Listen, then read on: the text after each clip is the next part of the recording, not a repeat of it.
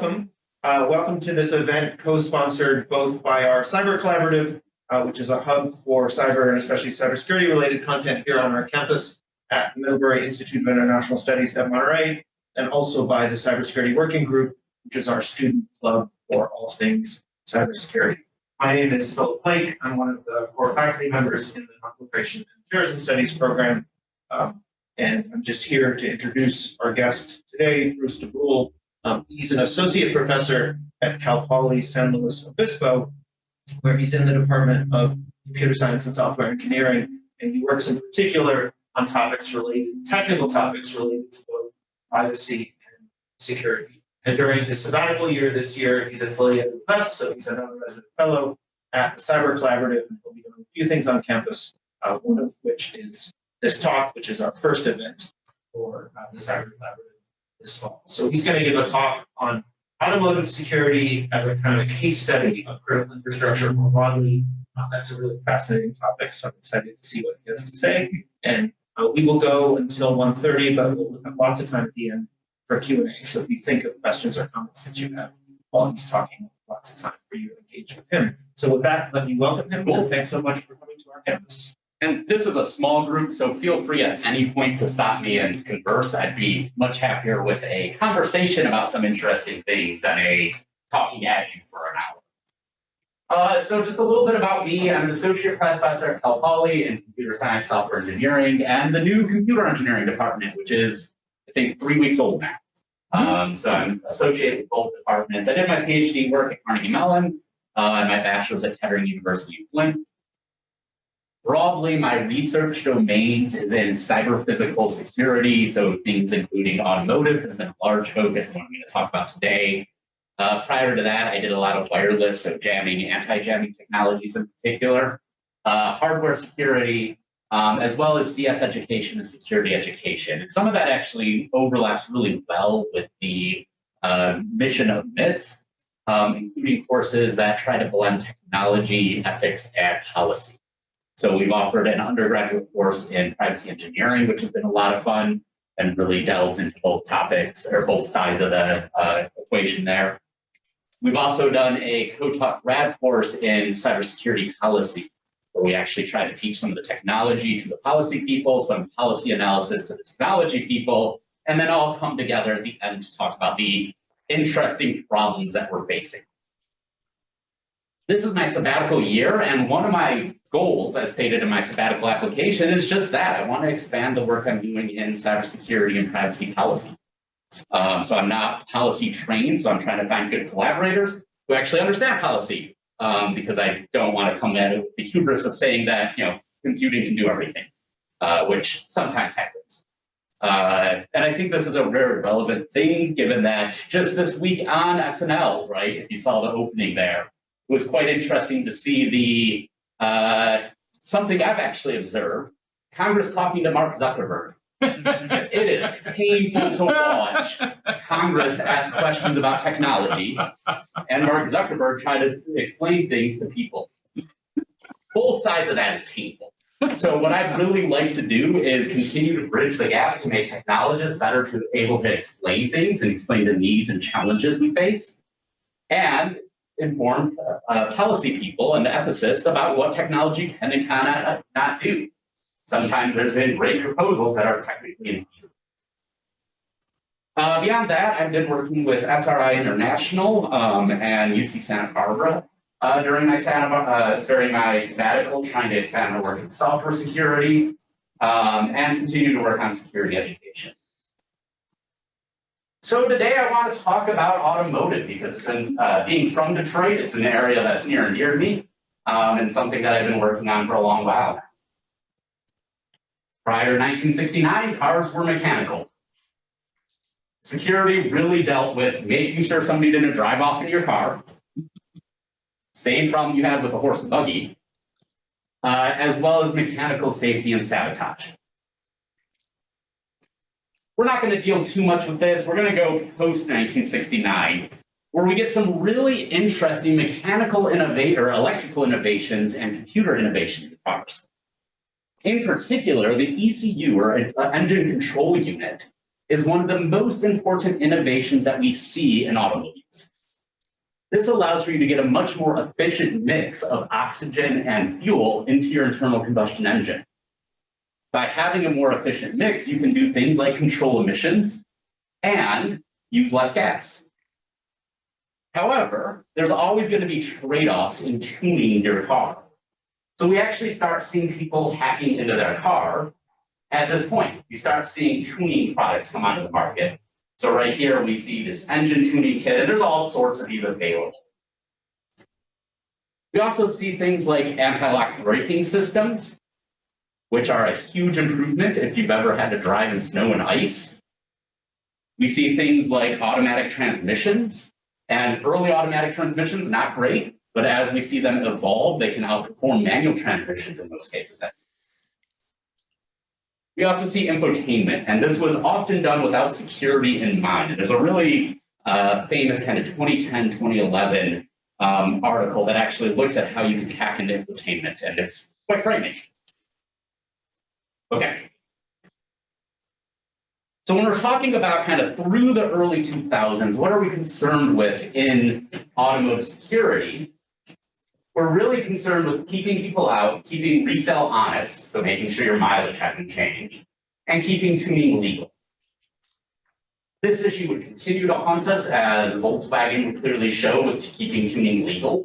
So they had their large scandal about whenever it plugged into the testing mechanism for the smog checks, it would perform differently. So there's some examples of that at a larger scale, but a lot of it was focused at a smaller scale. But then in the early 2000s on, we see an explosion of how many processors are in a car. So if we look at a modern car, you're going to have pretty standard infotainment, which will include voice recognition. It'll probably include some kind of GSM or LTE connection, 4G, 5G. Likely includes Wi-Fi. Likely includes Bluetooth and satellite. You have 5 different radios. You have cameras, right? Most cars come with a backup camera. I think it might be mandated at this point. Besides the backup camera, you're also going to have some really interesting things around forward-facing camera for collision avoidance. You're going to have a lot of radar systems, especially if you're doing the high-end autonomous driving, non-Tesla high-end autonomous driving, since Tesla is all about cameras. You're going to have things like TPMS. You're going to have vehicle-to-vehicle communications or vehicle infrastructure communications. Most of the major carriers have solutions for this. You're going to have remote keyless, not energy, start, although remote energy, that's a separate and interesting issue. You're going to have passive anti-theft. And you're going to have a lot of really advanced algorithms around engine control, anti-lock braking, steering. And actually, if you look at any of the off-road vehicles, they have some really fascinating technology to automate the steering and the braking of the wheels. And basically, they can drive trails on their own now. Right? It's really fascinating. However, when we take and go from a handful of processors to something like 8,000 ICs, there's a lot of potential vulnerabilities here. And as Philip mentioned, this can be seen as a case study and really interesting in that this has happened to other industries at the same time. So if we talk about the level of control of smart grids, for example, and the number of ICs that are involved there, we can see a similar explosion. If we talk about similar things with sewage, we can see a similar inclusion. Sewage in a lot of places is no longer a simple pipe system where everything goes to the processing plant. Sewage is often very controlled and has a lot of smart components involved. Similarly, we can see this in people's homes, right? It's very common for people to have IoT and smart devices, things like Alexa or Google Home, and there's a lot of devices here. So we'll look at an example of automotive, since again, that's a lot of what I've done, as an example of this. Part of the automotive explosion has been this drive to automate. So this is the SAE autonomous levels. So this is just kind of a helpful piece of background information. The SAE, the Society of Automotive Engineers, defines 5 different levels here. The first level is no autonomous features. You get in the car, you hit the gas, you steer with the wheel, nothing fancy is going on. The first level of autonomous features is driver assistance of steering or speed. This is cruise control. The second level is driving assistance of speed and steering. So if you have a car, like I know my Subaru has the eyesight technology on it. So this means that it can keep in the lane and it can keep a certain speed. It's not meant for me to have my hands off the wheel. I keep my hands on the wheel. It just makes it so I don't have to do micro tuning of the drive. Level 3 is when we're actually getting into what we would think of as autonomous vehicles. So this is conditional automation with driver ready to intervene. This is often, if you look at something like the Ford Blue Cruise system, or I think Chevy might also call it as a Blue Cruise. A lot of the autonomous systems coming out now are very focused here. It's meant for the driver to have their hands on the wheel, ready to intervene, or hands in their lap, they're awake, they're ready, and if something goes wrong, the car hands it back to the driver. Level 4 is when we get into the fully autonomous. So this is things like the full self-driving mode. This means the car can drive itself as long as the road isn't covered in ice. Level 5 is the road can drive itself, or the car can drive itself rather, period. So those are the distinctions in 4 and 5 there. And this is great. The idea that we're able to automate driving can open up things like elderly care. All of a sudden, an elder person that can't drive anymore doesn't have to figure out a bus schedule, but they can be transported to do their shopping. This means that somebody doesn't have to keep driving past when they should be driving, as it often happens. So there's a lot of really interesting things that happen there. This can also help things with time spent on undesired tasks. Instead of spending 30 minutes a day commuting, or something like 250 hours a year, which is not uncommon, especially if you're looking at a place like LA. What if we're able to cut that for people? What if they're able to do something productive or relaxing during that time? Not here to argue about the benefits and downsides of commuting and how to organize cities. That's a far different issue. But what if we're able to get rid of that commute time or let people use it differently? Or we can really change how we use cars overall. What if we don't own cars anymore? What if instead of owning cars, I have a car pick me up, takes me to the office, and then it picks somebody up at the office that wants to go somewhere else? What if we're able to make more efficient use of vehicles, more efficient use of space? So there's a lot of really cool things that open up with autonomous vehicles. We can also look at the idea of what is called connected cars, collaborative cars, V2I, V2X. There's a lot of different names for it, but the big idea is cars talk. This is really a fascinating opportunity to start doing things like optimizing travel and collaboration. If all the cars are able to communicate with each other, what if we're able to optimize who uses which road? That way we can do load balancing on roads. We can also do things like tolling based on auction theory. We can do horrifying and interesting things like advertising and analytics and profiling, right? So we can actually start taking and saying, okay, you're driving past.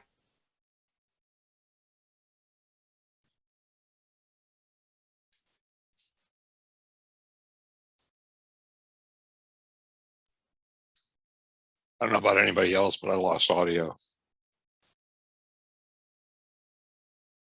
Indeed. I lost audio as well.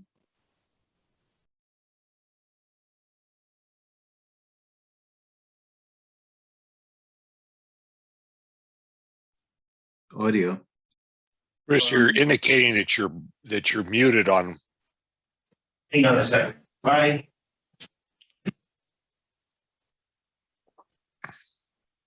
No, it says it's unmuted. Can you hear me now? Can you hear me now, George? We can hear you Yes, now. yes, you can hear you now. But go back a minute or two.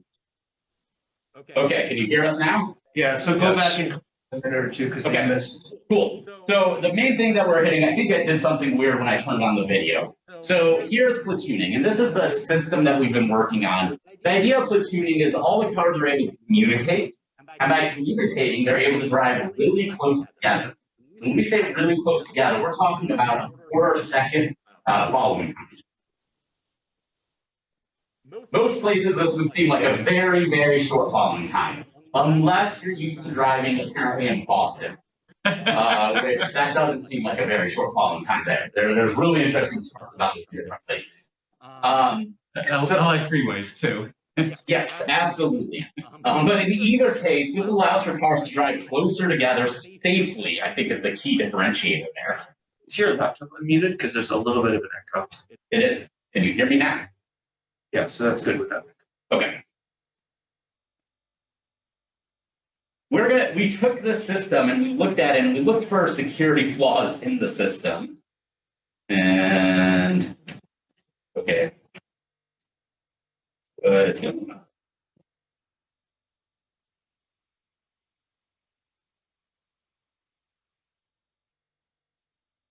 Sorry, my slide deck did something weird. Okay, let's keep talking about platooning though.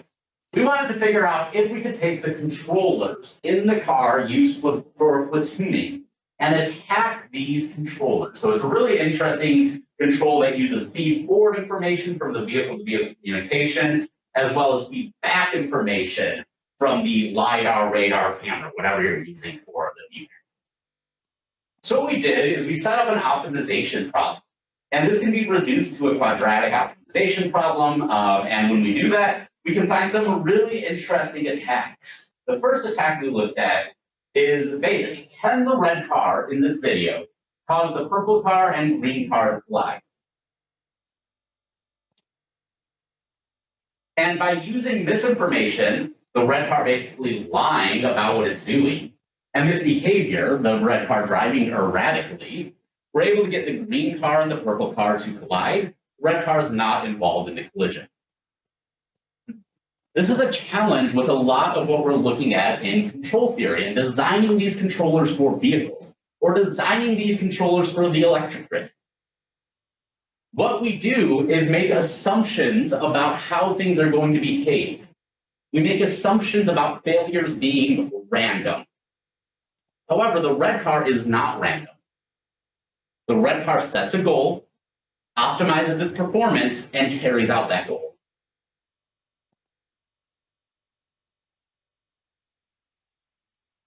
We also have what we call the sandwich attack, and in this one, the red car is going to do the same thing, but we want to figure out, can we really target the green car?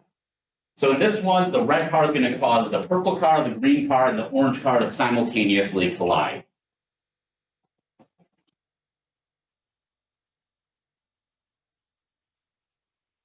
And it works. These are based on physical systems, right? So this is a linear model of a physical system, and physical systems behave as expected. They behave based on physics. We can choose inputs that will affect physics in particular ways. However, we can also take advantage of the fact that this is based on physics, right? And what we can start doing is using model-based detection schemes to figure out if cars are misbehaving. So what we see here is the lead car saying, hey, I'm slowing down. If the yellow car is slowing down, what do we expect the orange car to do? Slow down, right? It's kind of the obvious solution. So in the case where the yellow car says I'm slowing down and the orange car says I'm speeding up, the purple car can say, hey, that's not right.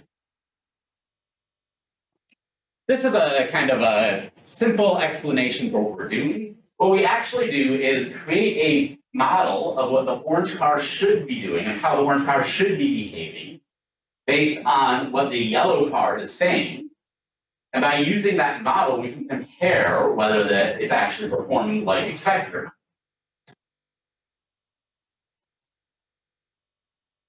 Again, this type of model-based systems can be applied to other domains. We're currently working with some colleagues at Virginia Tech trying to figure out whether we can do this in power grid, particularly in microgrids and different users coming online and offline in microgrids and whether we can actually model that.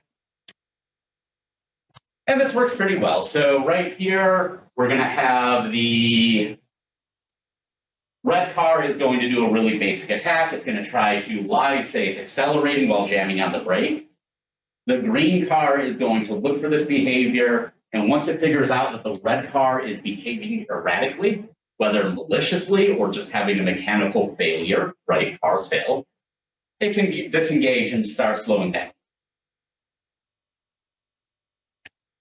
There are some problems with this solution, particularly when you move outside of a fully automated communications based control algorithm.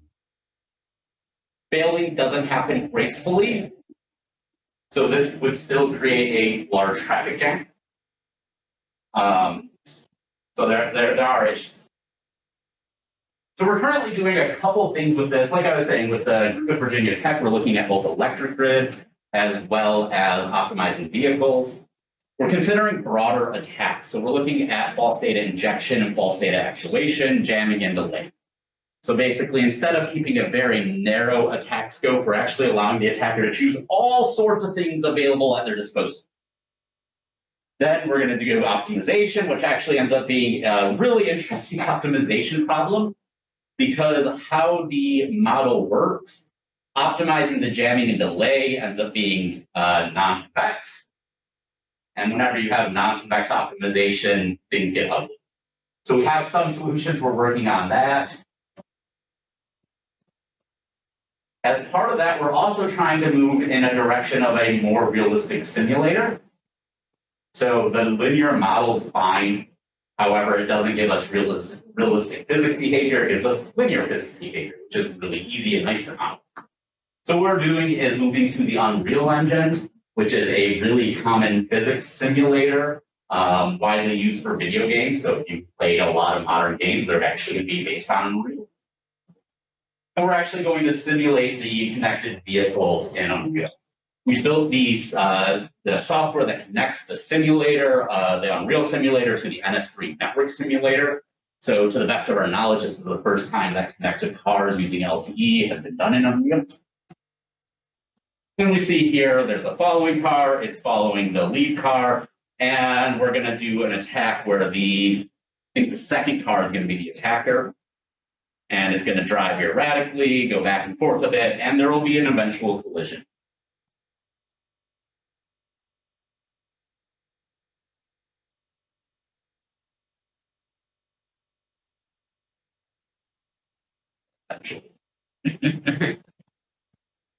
The sneak attack. By using the simulator, the main goal there was to create a platform that people could do this type of work with that doesn't involve cars actually colliding. Cars colliding is very expensive research and also a lot of paperwork to explain why undergrads are going to be in colliding cars. So we're trying to avoid the paperwork, avoid the expenses, and just do a simulation. So the realistic simulation was done by one of my master's students, and it's being transferred to now do attack development by a group of 3 or 4 master students. We're kind of finalizing the team for the year. And in doing that, we're actually going to do the optimization attack that we talked about previously. We're also doing some more basic attacks, and we're also expanding to other autonomous algorithms to include things like negotiating an intersection. So there's a lot of fun directions we're taking it and trying to look at. Again, this work has larger implications. It can be generalized to things like power grid, and I think there's some really interesting opportunities there. So let's choose one of the attacks to do.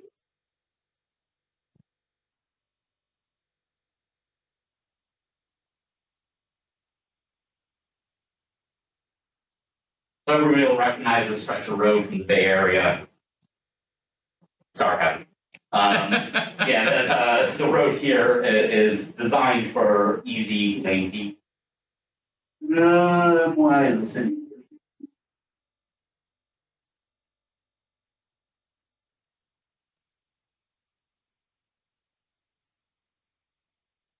This is this attack. Okay. So this one is interesting. The cars will eventually fly. We'll skip by that for today. We've also done some work in, and what could be a really interesting expansion when we talk about the policy and ethics side, and I think this is something that's being discussed more, is how do we actually deal with the ethics of things like computer vision and autonomous algorithms. So we see here that this car is going down the road, and you'll notice that person to the right of the car. Which person? This next person. You'll notice that person to the right of the car. You know that person looks a lot like a stop sign.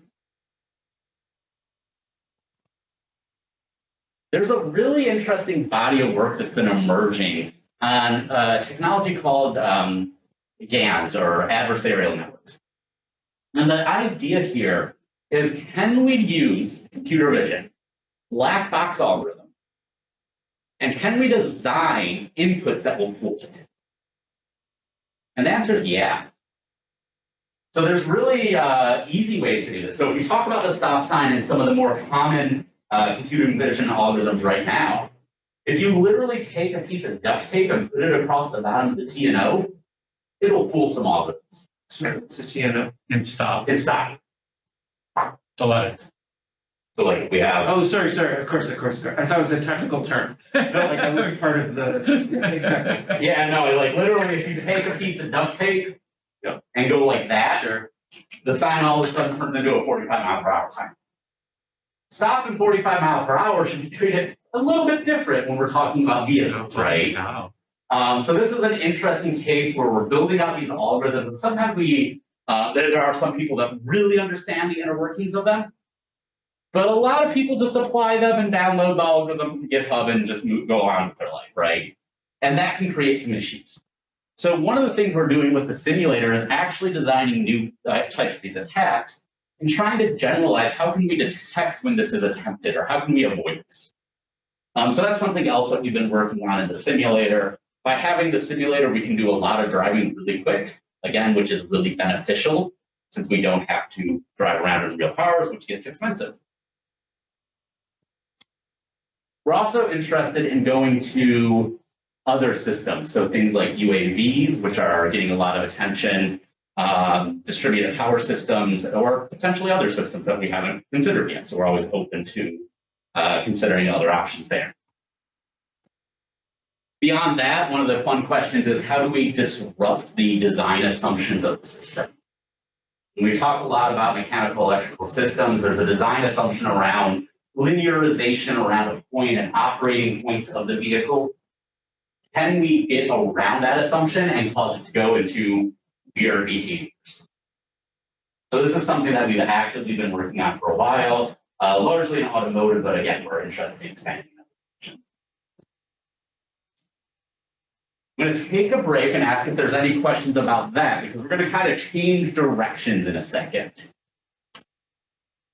Well, so I have a question, but you might choose to save it for later, which is just broadly, when you're talking about automotive security, I'm reflecting on the degree to which government regulation is lagging these developments, trying to keep up with them, or actually staying ahead of them.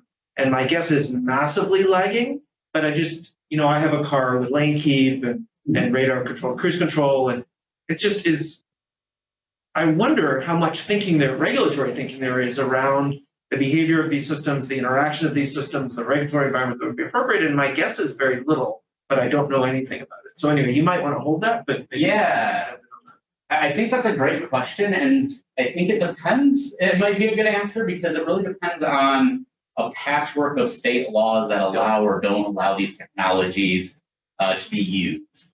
And I've always thought it'd be one of the more interesting cases, and one of the more scary cases, is a company choosing to kind of plow forward with minimal testing or not enough testing. Minimal testing, I don't think would be the right word, and cause horrific things to happen. And then we're going to get banned from autonomous vehicles for 10, 20, 30 years, right? And I think there's definitely examples of when that's happened in other domains. So I think that it's a really careful balance. I don't know what the patchwork is right now. So I think, like, if you're driving in Nevada, the legal ramifications are going to be very different than if you're driving in California. The other thing that I think becomes really interesting, kind of following up on that, and probably lagging, I'm going to guess, is questions of liability. Yeah. Mm-hmm. So whenever we're talking about something like the lane keep assist, right? The manual clearly says, keep your hands on the wheel, you're responsible. The manual probably still says that for full autonomous mode, theoretically, if an automaker's trying to push that out this week. it probably still says you're responsible. However, their advertising material doesn't really show that. So what type of liability shows up there? And I think this is a bigger question in computer science and software engineering right now. What liability does a computer scientist or a software engineer have in the design of a product, right? And I think this has shown up in, if a bridge collapses, there is a process, and this has been well established of, okay, there's a designer, their stamp is literally on the design's been approved by the city, and there's a process to say, hey, this is, there's liability here or there. There isn't really the same in software outside of, I think Texas is the only state that actually has a professional board for software engineers, which most people get around by just calling themselves computer scientists, which is scary because that's not the spirit there. So I think it's a really interesting question in general in software engineering, like how are we going to handle liability of Facebook causing, body image issues amongst teenage women. Like, that's not great. And should they be responsible or not? Or is that a parental decision that they allow them to use the platform? So I think, that's a fantastic question that I would love to find somebody to work with. And again, I think these are kind of the interesting things that there's a lot of opportunity for.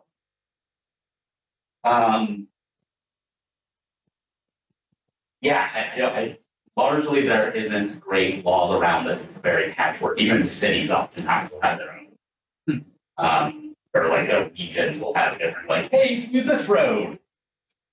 What's that based on? Any other questions before we move on to the privacy side of things? Anybody online with a question? Yeah, okay. I just want to make sure, because again, we're kind of doing a different direction at the moment. So the second question that we've been looking at for a while is connected car privacy. And this is a big issue in that a lot of vehicles that roll off the line today have some type of reporting mechanism that you may or may not know is on. And depending on the vehicle, it can report a little bit of information or a lot of information. And you probably signed something when you bought the car saying you have a, end user license agreement that you agree to this and that and the other. Yeah, this is a hard problem, and this has been a hard problem.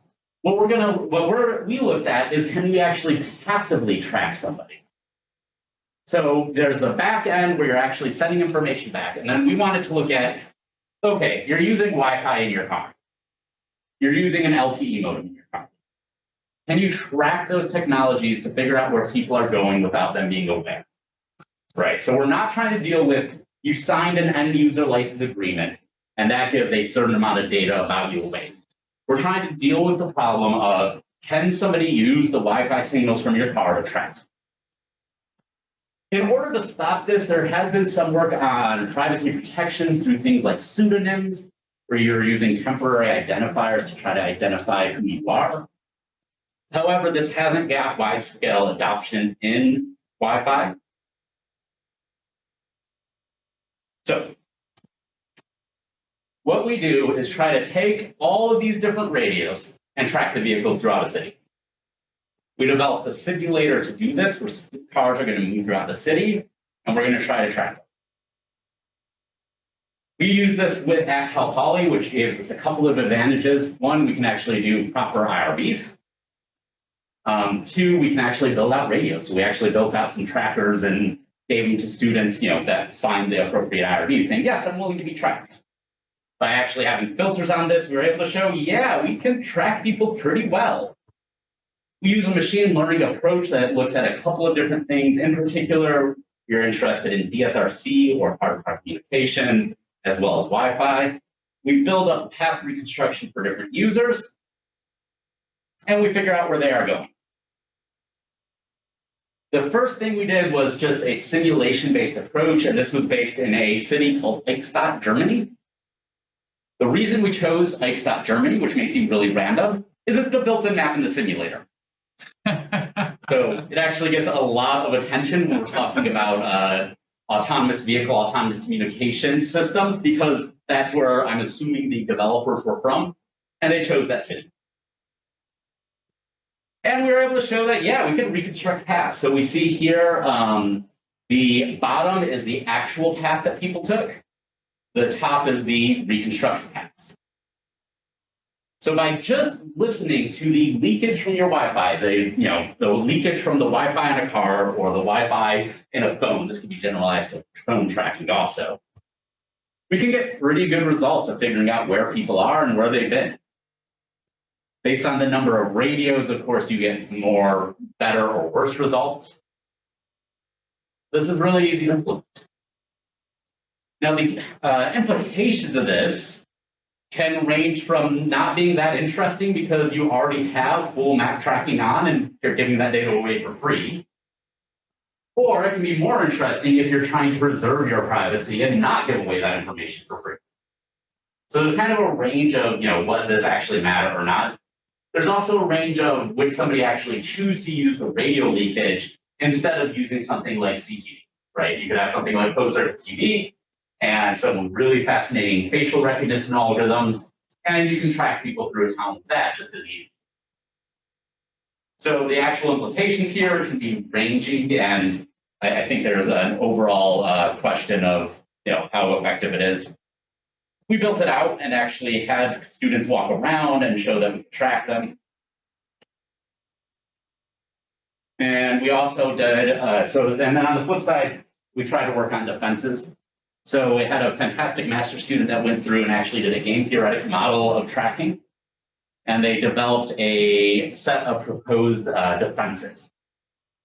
Using the game theoretic model, they were able to optimize their defenses and show they were able to mitigate a lot of the tracking that's going on, assuming you don't have complete coverage of the map. So this gives some solutions that people could actually implement. And this has, you've actually seen some phone makers start implementing things like this where they try to do pseudonyms for their Wi-Fi to prevent this type of tracking. I think there's a definite benefit and positive direction. So we actually built it and did some defenses. Yep.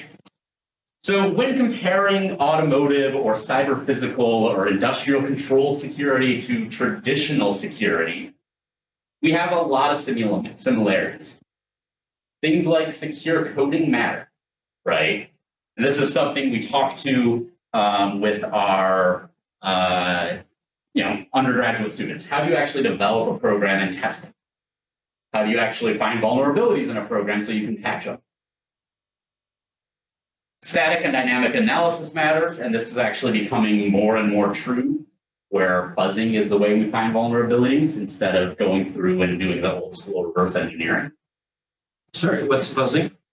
Fuzzing is automatically generating inputs to a program and using that to find weird paths in the program that can be used to make vulnerabilities.